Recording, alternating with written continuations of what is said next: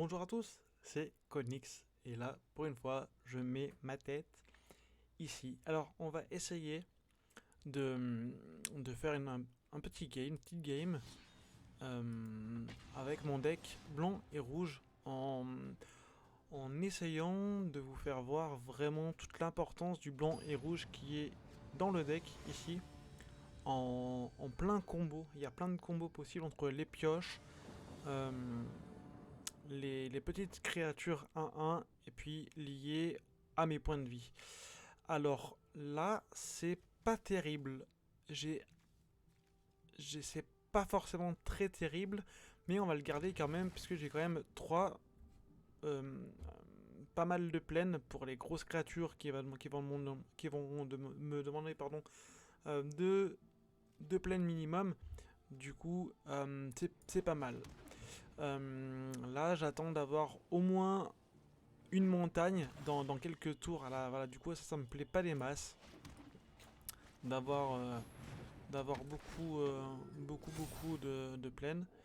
Mais c'est pas grave. Alors, cette créature, au début du combat, de chaque tour de ma part, je gagne +1/+1 sur la créature que je veux. Du coup, ça m'embête encore à chaque fois, mais c'est pas très grave. Donc là, je vais gagner un point de vie. Là, on me demande encore, parce que c'est avant le combat, on me demande de mettre un marqueur +1/+1 sur la créature de mon choix. Et ça, jusqu'à ce qu'elle meure. Du coup, je vais la mettre une 2/5. Une 2/5, c'est pas mal. Alors, du coup, là, par exemple, j'ai assez mal joué. Parce que j'aurais dû la mettre là, ce qui m'aurait fait une 3/3, et du coup j'aurais pu éventuellement tuer celle-là qui est une, euh, une carte assez dangereuse qui va sûrement m'embêter assez vite. D'ailleurs, voilà, il fait le lien. Alors là, du coup, ça me plaît pas, mais alors pas du tout le fait que j'ai autant de trucs. Alors là, du coup, ça devient intéressant parce que je vais pouvoir tuer son rat, ou en tout cas lui faire assez mal. Qu'est-ce qu'il va choisir? Ok, il tue son rat, du coup, moi ça me plaît bien. Et là, du coup, il va se prendre 2 points de dégâts, ce qui est pas mal du tout. Par contre, il faut qu'il joue quand même assez vite, quand même, parce que sinon on est vraiment pas rendu. Ok, donc ça, cette carte-là, je vais vous expliquer. Euh, Soit il paye 2 et il engage et crée un jeton, donc une petite créature 1-1 en rat. Et puis la deuxième, c'est il paye 4, il sacrifie 3 créatures en rat, donc 3 rats. Et puis il s'approprie une de mes créatures pour le reste de la partie. Donc c'est une créature qui peut être assez embêtante alors que il m'a tué voilà, il m'a tué une très grosse carte et je le savais puisque c'est la spécificité de la magie noire, c'est de détruire des créatures ciblées. Donc là, non seulement il me l'a tué, mais en plus de ça, il me l'a exilé, ça veut dire qu'elle n'est pas dans mon cimetière. Chose qui est importante, c'est que j'en ai 4, et ça, il ne le sait pas. Du coup, on va mettre la suite. Hop. Voilà, du coup, c'est pareil. Du coup, je vais la mettre ici, du coup.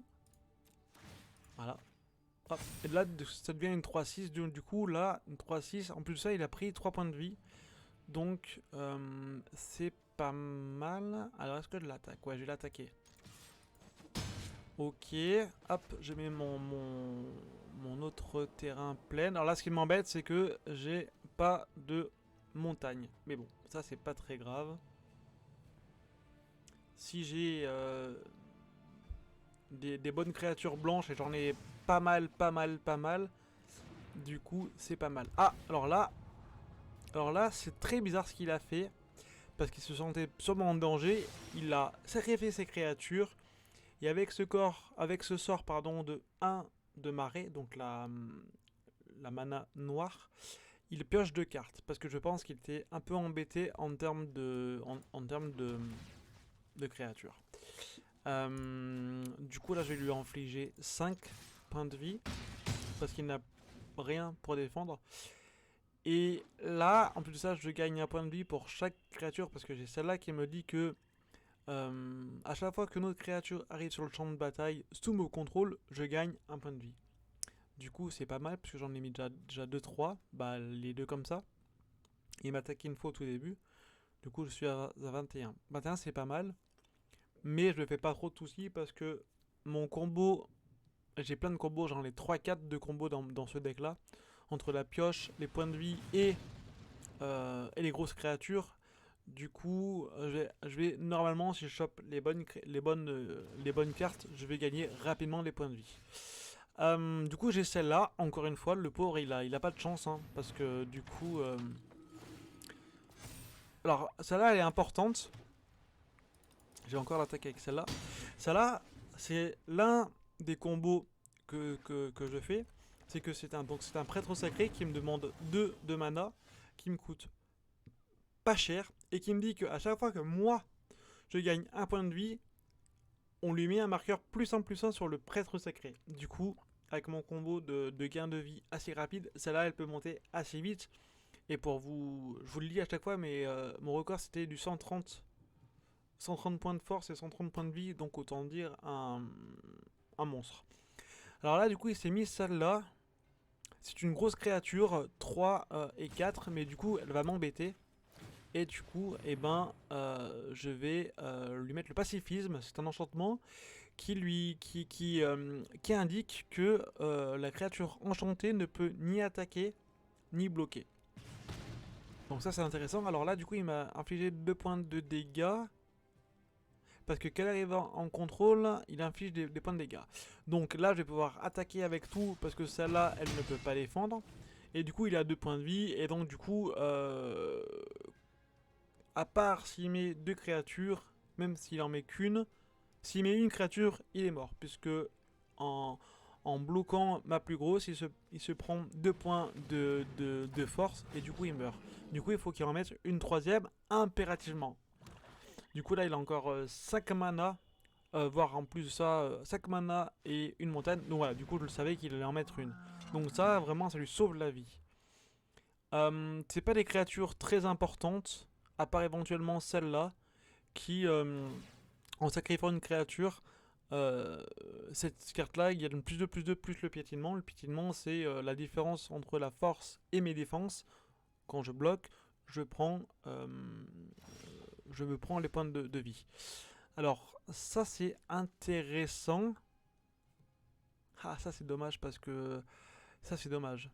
Mais bon, je vais le prendre quand même. Et puis du coup, c'est à lui. Là, je suis un peu embêté parce que je n'ai pas assez de montagnes justement pour infliger, pour mettre ces deux gobelines chef de gang qui me dit que quand la gobeline chef de gang arrive sur le terrain, euh, je dois créer 2 petites créatures, 1 de force, 1 de vie. Et du coup, ça marche pour ça. Et du coup, ça marche pour ça aussi. C'est-à-dire qu'en mettant celle-là, je n'ai pas une créature, j'en ai 3 créatures. Du coup, je gagne 3 points de vie. Et du coup, je dois mettre 3 marqueurs +1/+1 sur cette créature. Et du coup, elle deviendrait une 5/5. Une 5/5, ça devient assez important. Parce que la plus grosse des créatures que j'ai vues, comment je peux dire ça sans booster, c'est une 10-10. Donc autant dire une 10-10, déjà ça fait très mal. Et une 5-5, ça veut dire que ça équivaut à une, une, une, euh, une minorité des bêtes. La plupart des créatures, c'est du 4-4 ou 3-3 et inférieur. Et du coup, c'est vrai qu'au-delà de 5-5, il y en a pas, il y en a beaucoup, mais dans un deck, il doit y avoir au moins 15-20%, pas plus. Des créatures, hein, en plus. 10-15% des créatures totales. Donc là, il vient de cibler une créature qui gagne +3, +2 jusqu'à la fin du tour. Donc celle-là, elle piétinement. 8-7. Et ben, je vais me les prendre. Vous savez quoi? Je vais me les prendre parce que le tour prochain, avec un peu de chance, il est mort. Donc je vais me prendre 12 points de vie. Voilà. Et là, normalement, il est mort. Normalement, ce qui m'embête un peu, c'est qu'il a quand même... C'est qu'il a quand même des marées, donc... Bon, après, il a une carte dans sa main. Mais, il peut un peu m'embêter. Et là, il joue le timing. Alors, soit pour m'embêter, soit parce qu'il réfléchit vraiment. On va lui laisser le temps. Ah! Ah, d'accord. Donc là, il a bien joué. Mais il a bien joué, mais il est mort quand même. Donc en fait, là, avec cette carte, il s'est... avec cette carte, il s'est sacrifié. Du coup, là, il a fait un petit combo. Avec cette carte-là, il s'est sacrifié une créature, donc celle-là. Et l'officiante imprudente, en mourant, il m'inflige 2 points de dégâts. Donc c'était plutôt bien joué, mais n'empêche que là, maintenant, il est mort. Voilà. Il est mort. En plus de ça, donc ça, c'est le bombardement. C'est à chaque fois qu'il y a une créature de force de 2 ou de moins qui attaque, l'adversaire prend 1 point de dégâts. Celle-là, elle ne compte pas parce qu'elle a 3 points d'attaque, donc 3 et 4 points de vie. Celle-là, elle marche, donc il se prend 1. Et voilà, il est à moins 4. Donc, il est mort.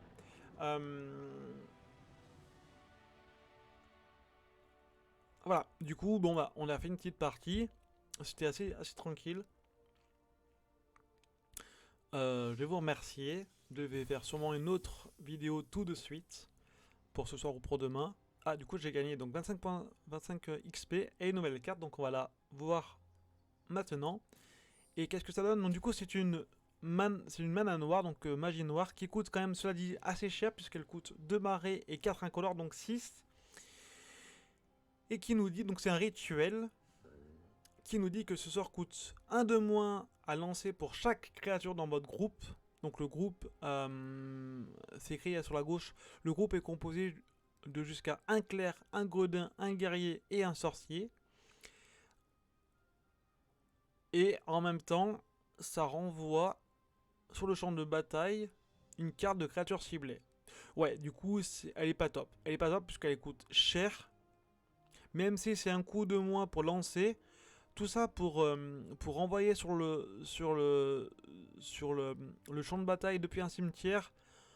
Bon, ça peut pas sauver, mais c'est vrai que si on a une bonne carte dans le cimetière, ça peut être important. Mais je pense qu'elle est chère pour ce que c'est. Même encore une fois avec le nom du groupe, pour moi c'est assez cher.